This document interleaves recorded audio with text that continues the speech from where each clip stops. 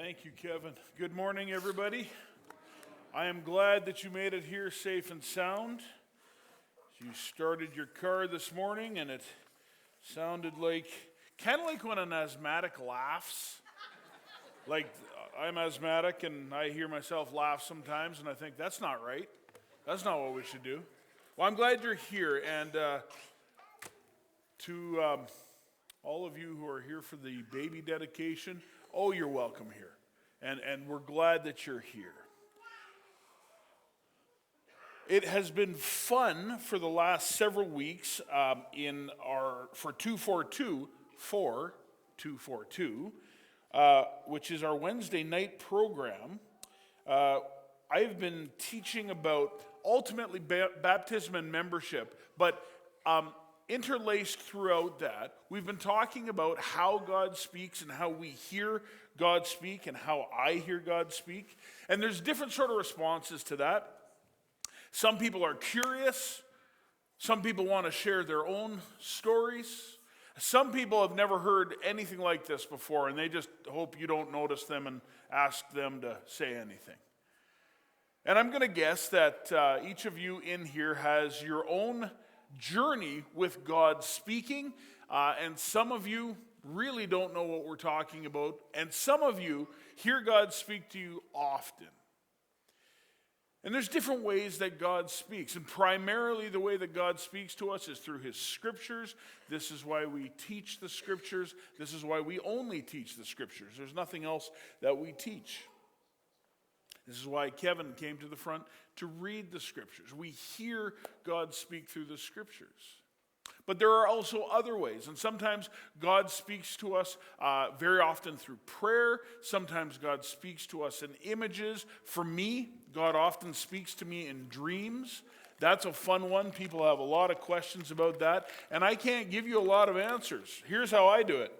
I go to sleep, and God speaks to me. Okay, I'm glad you came today. We'll see you next week.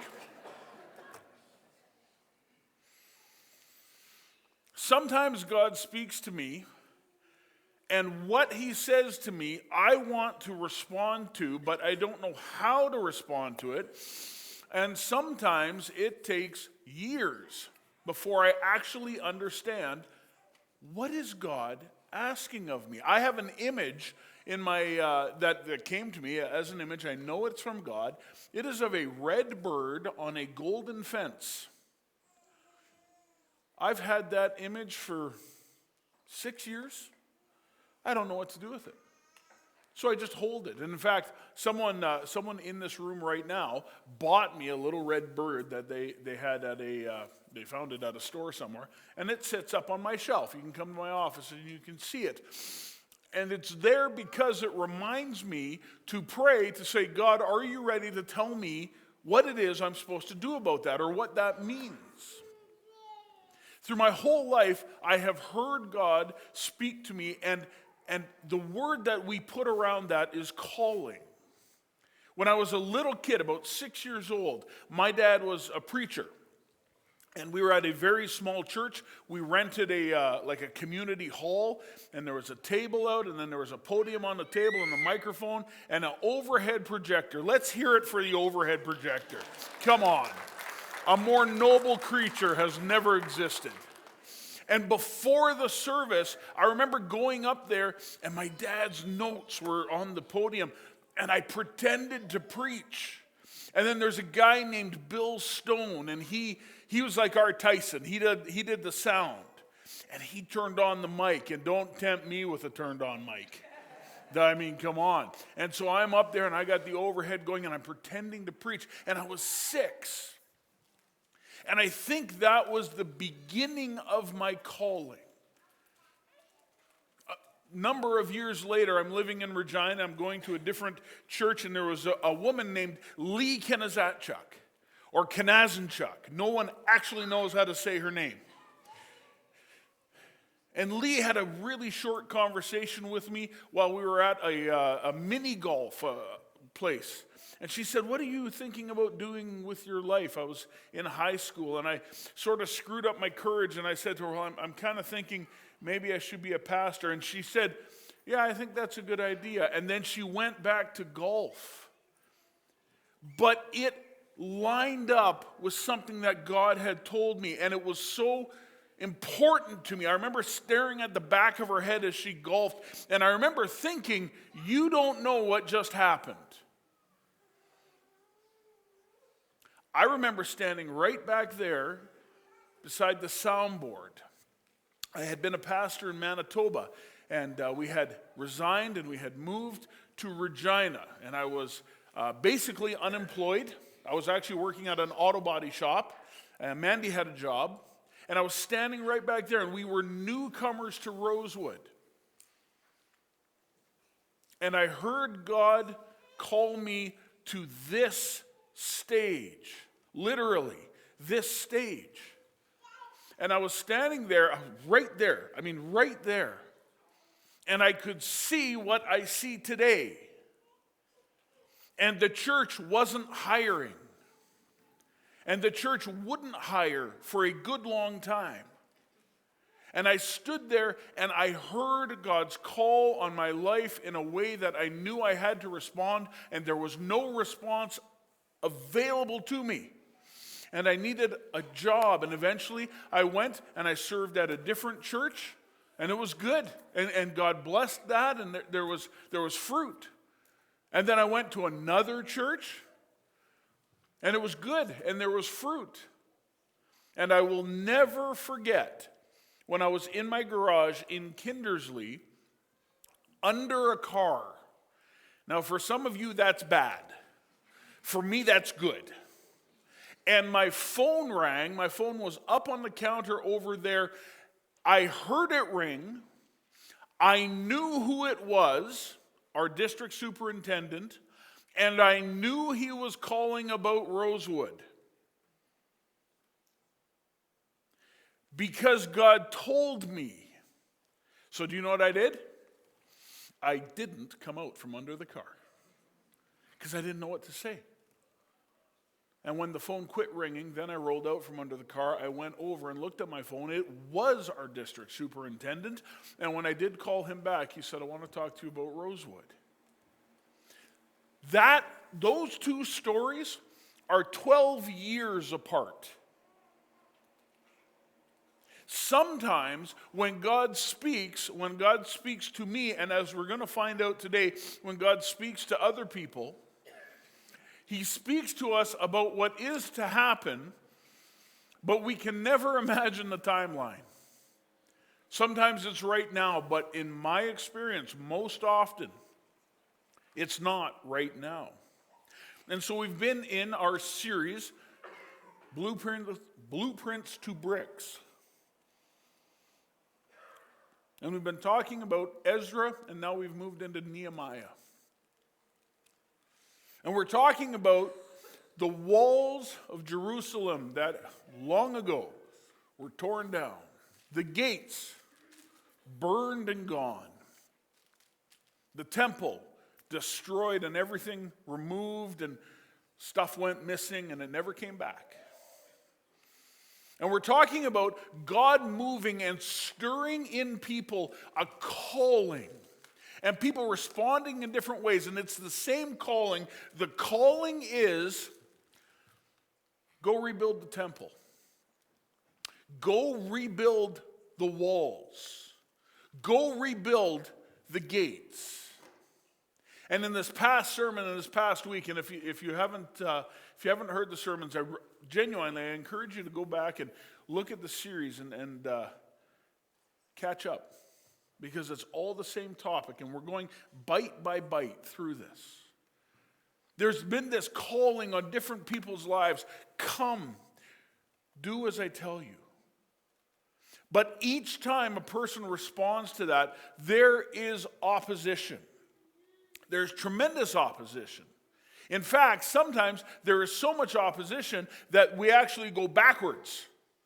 Stuff that has been built gets destroyed. And this story is taking longer and longer and longer. And last week, Nehemiah asks his friends, hey, how's the rebuilding going? And the friends say, not good. It's very discouraging. And Nehemiah goes into fasting and prayer. And that's where we ended last week. And so this week, we pick up with Nehemiah in the springtime in the month of Nisan. Now, this is a time where there's a festival going on. It takes a long time for this festival. It's not a one-day thing. It goes on and on. And the festival takes place around King, Kevin, what was that name? How do you say it? Artaxerxes. Yeah, I'm going to tease you about that, man. It's tough. You got to go through all these old names. Sometimes there's just a whole list of them. And anyway, King Artaxerxes. King Artaxerxes is a Babylonian king. Now, often when we talk about royalty in the Bible, we're talking about Egyptian kings. Now, Egyptian kings are believed to be gods. Babylonian kings are not believed to be gods.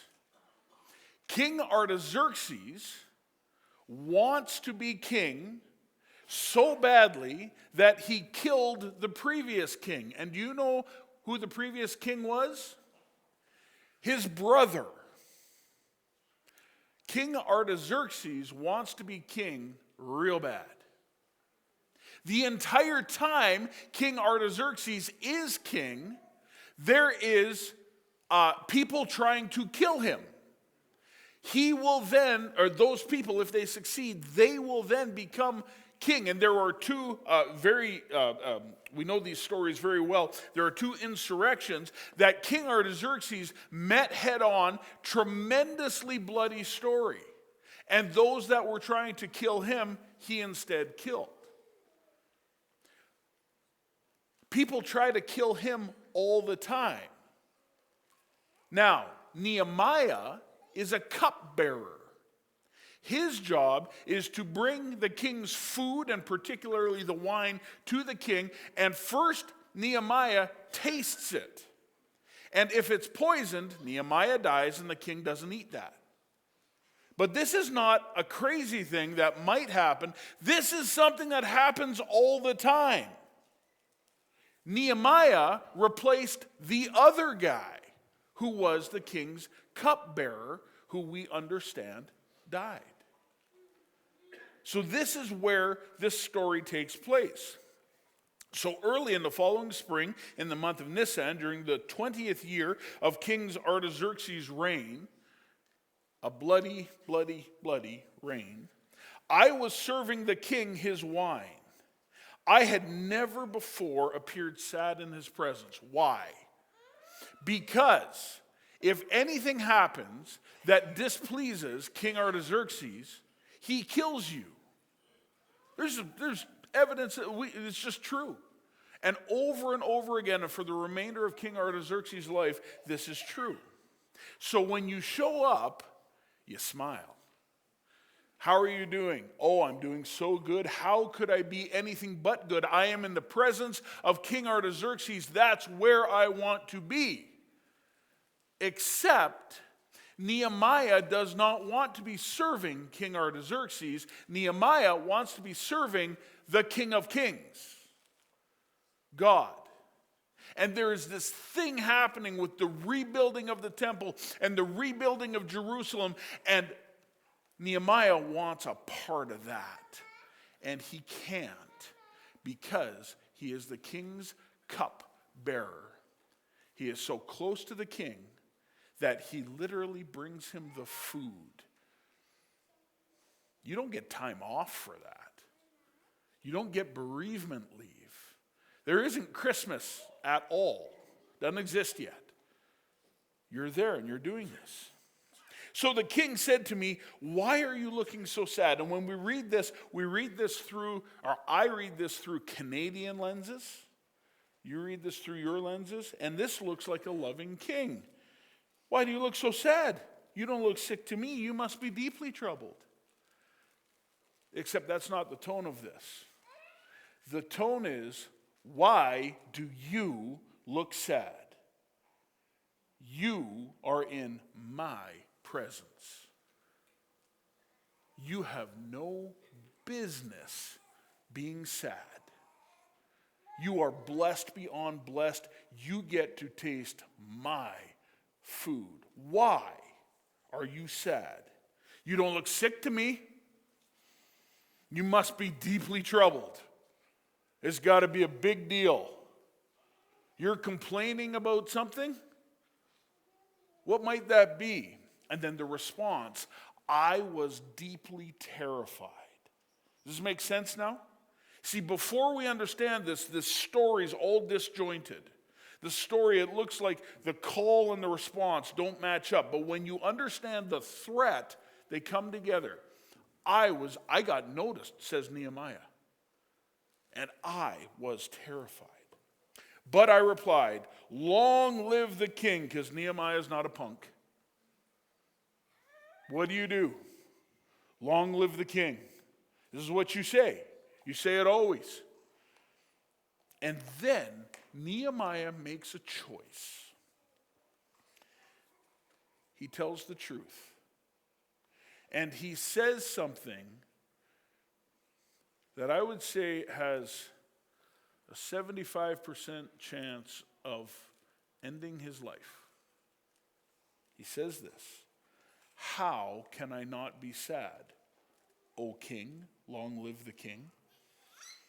For the city where my ancestors are buried, is in ruins, and the gates have been destroyed by fire. When we keep talking about the gates being destroyed by fire, you need to understand this is what makes a city. The walls make the city. The gates make the city. Think of a castle with the moat and the ramp or whatever it is that comes up, and nobody can get in. And everybody tries to get in, but we've got warriors around the top, and they're archers, and they see you coming and solve that problem. And then you get to the moat, and the moat is full of alligators, so you can't swim it. This is what makes the kingdom. This is what protects you. It's the same thing. No alligators. But the walls are gone. The gates are gone. So the city is not a city. Anyone can come through, subtext, even the Babylonians.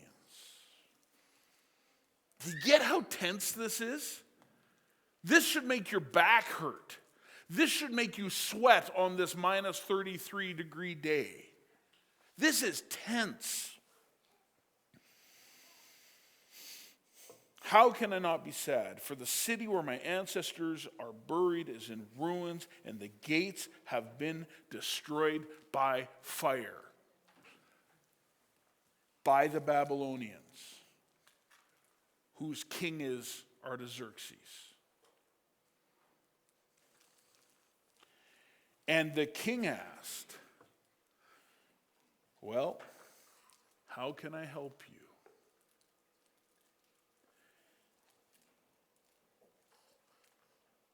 The king should not have responded that. King Artaxerxes should have said, quit fussing. You are blessed beyond blessed to be in my presence. If he follows his own behavior, his own past behavior, which is the best window into what his future behavior will be, he should have just killed Nehemiah and said, bring me another cupbearer. Happens all the time. But instead of that, God, who has been stirring in the hearts and minds of people all through this story for more than 70 years at this point, and now in the heart and mind of Nehemiah, God then changes who Artaxerxes is. And Artaxerxes, and we're going to understand some of the pressures on his back here in just the coming verses. Artaxerxes says, how can I help you?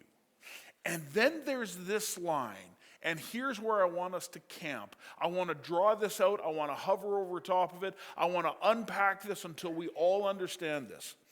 This is what Nehemiah says. With a prayer to the God of heaven, I replied.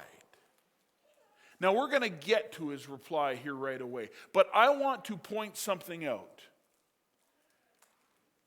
Nehemiah, when he finds out stuff is going wrong, he stops what he is doing and he fasts and he prays. As we will come to understand, he fasts and he prays for months. We understand it as 4 months. The number 4 months. He fasts and he prays and he brings his heart to God and he asks God, align my heart with your heart and then give me the desire of my heart, which is the desire of your heart. And sometimes he goes before God and he just hurts. And sometimes he goes before God and he says, I want to do something, God. Will you make it happen? Will you open the doors? Will you open the doors fast? And after all of that preparation, now he comes before the king, and the king opens the door, which is so unlikely. And what does Nehemiah do? He doesn't run through the door. He goes back to prayer again. There is a pattern of prayer, and there is prayer in everything. This is the lesson. If you can hear that, and if you can incorporate that in your life, we're done today. It's good. There is a pattern of prayer. And there is prayer in everything. And what there isn't is Nehemiah running off quicker than he should. God has prepared the message. We see that because of how Artaxerxes has responded. But God is also preparing the messenger. A pattern of prayer and a prayer in everything. And so this was the reply. If it pleases the king, and if you are pleased with me, your servant, he's being careful, choosing every word. It's like when your kids come to you and they're asking for dessert. So I cleaned my room, and I cleaned the bathroom, and I picked up all my laundry. Ben, write this down. This is how you do it, okay? And I was wondering if maybe we might have something sweet. You pick your words carefully. If you are pleased with me, your servant, send me to Judah to rebuild the city where my ancestors are buried. Judah's here. Jerusalem is here. There is nothing in Jerusalem, so he's going to Judah to rebuild Jerusalem.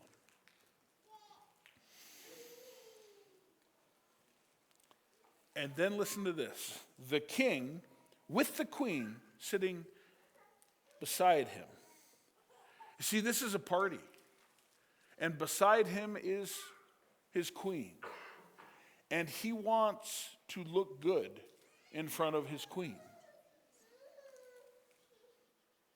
And so he's doing the things that are kind, gracious, perhaps kingly, merciful.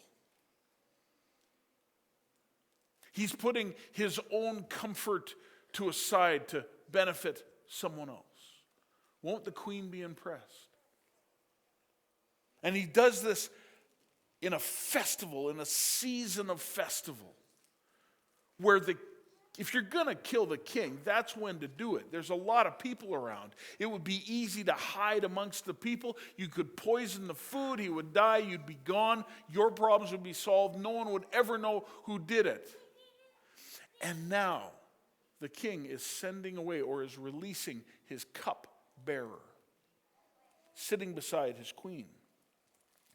How long will you be gone, and when will you return? After I told him how long I would be gone, the king agreed to my request.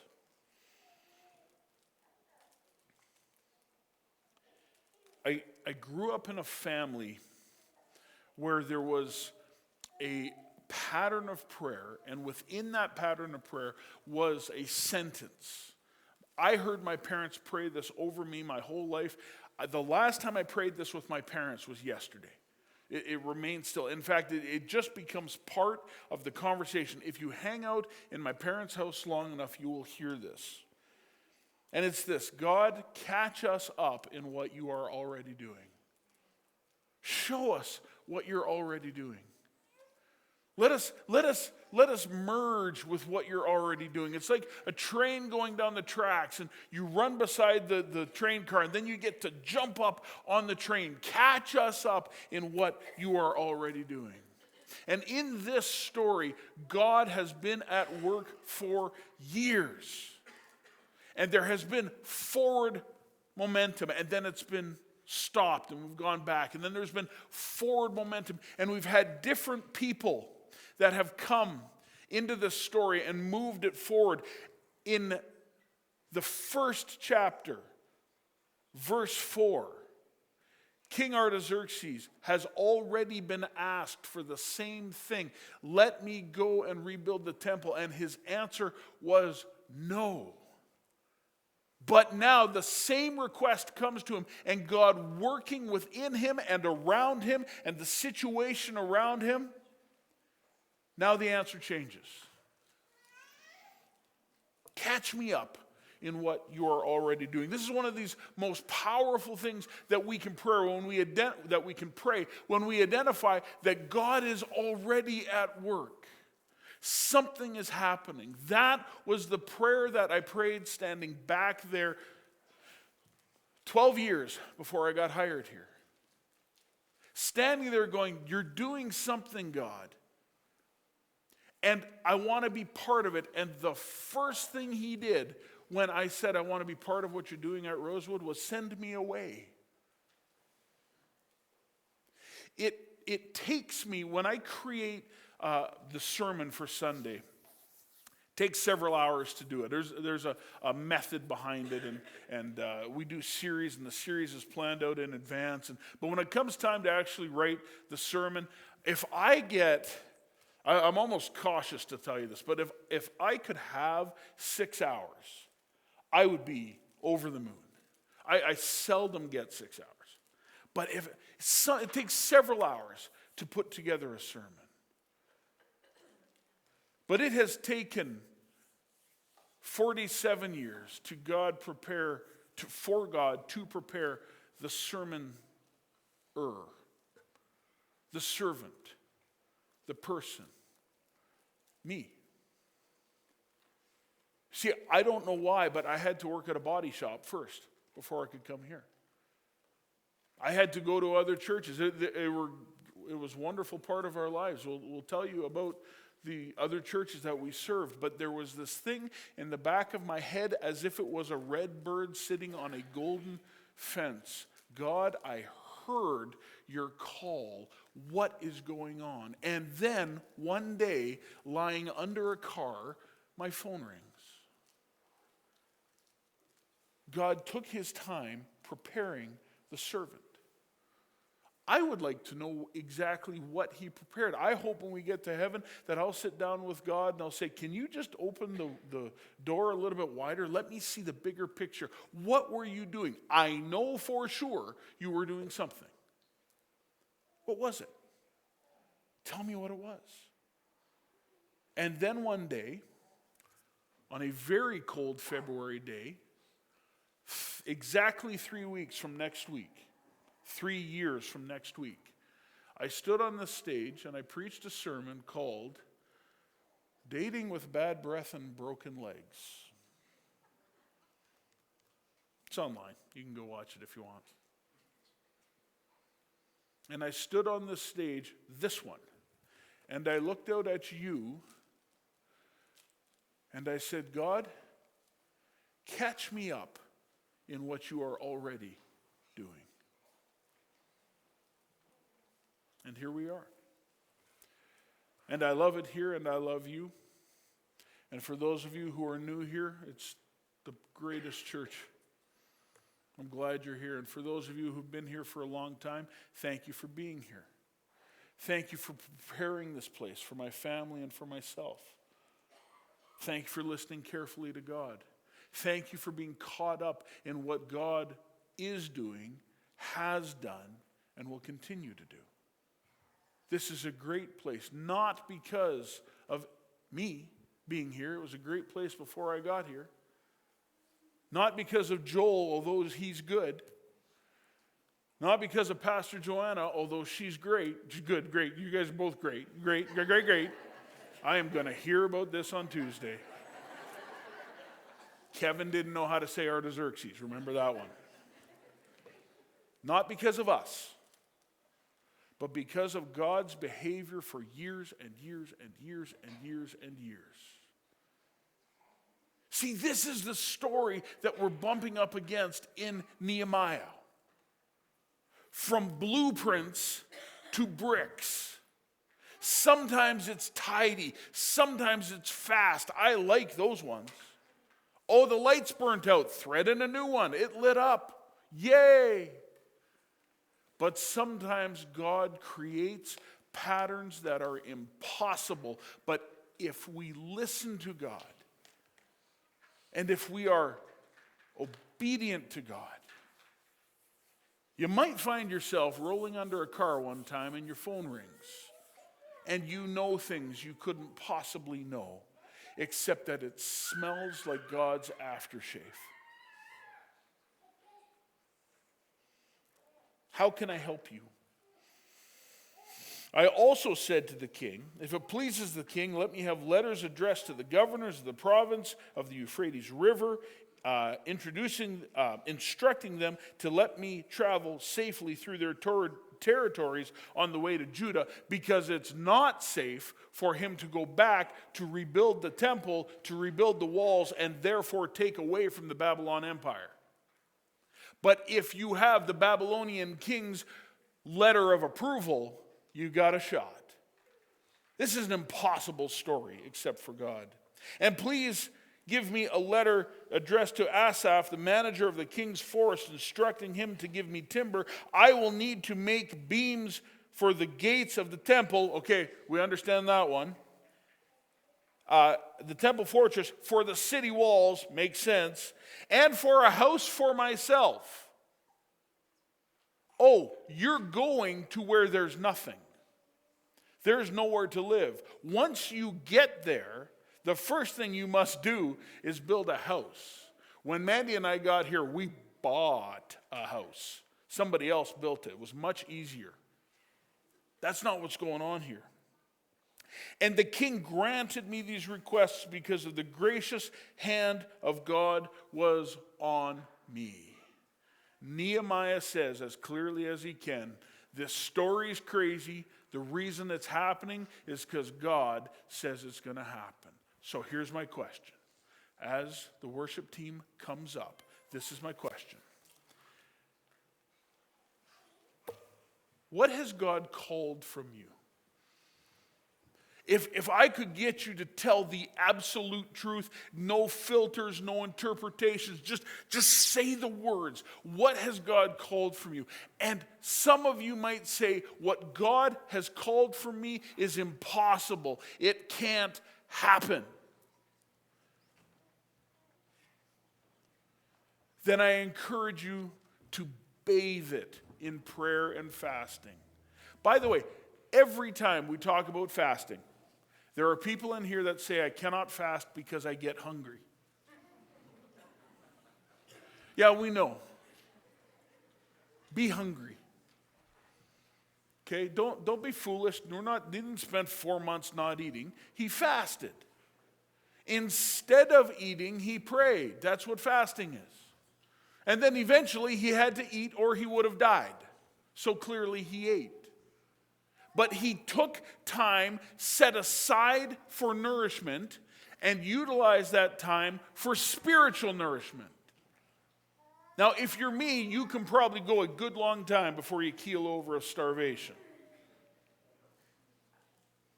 Some of you, not so long. But you can do some. By the way, hungry is not a problem. It's just a feeling. We're not talking starvation. We're not talking about people who are in famine. We're talking about Canadians in Canada surrounded by superstores. You fast, and you pray, and you listen. And God prepares the message, and God prepares the message giver. People will come to me often. They'll come to me sometimes, and they will say, God told me this. We have to do it.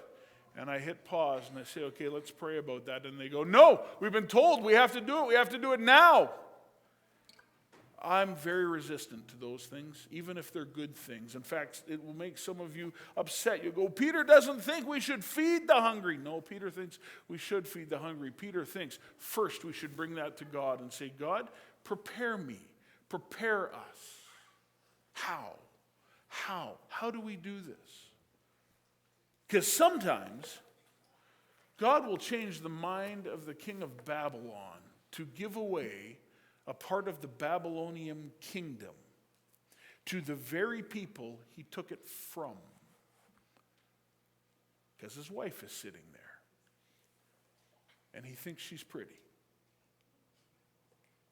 Catch me up in what you are already doing, God. Let's sing together. Well, I hope that you've all been as blessed as I have today from the worship, from the baby dedication, from the sermon, being challenged to say yes and catch me up. I want to be a part of it. For a couple of reminders before we leave. Today, the newcomers lunch. If you're interested in coming, just out the doors and to my far right-hand side, your left side in the lounge. Would be really excited to meet you and have lunch with you there today. If you would like prayer, please come forward. Someone from the other pastoral team or our prayer team would love to pray with you, so just come to the front, and we would love to have the opportunity to pray with you. We don't serve a king like Artaxerxes, whose whims are given by whoever's sitting beside him. But we serve a great God. We serve the King of Kings, the Creator. What has he called you to? May you go with courage into every opportunity God sets before you, and may his favor rest upon you. As Nehemiah prayed and trusted God, may you also walk boldly, confident that where he calls, he will equip and sustain you. Go in peace.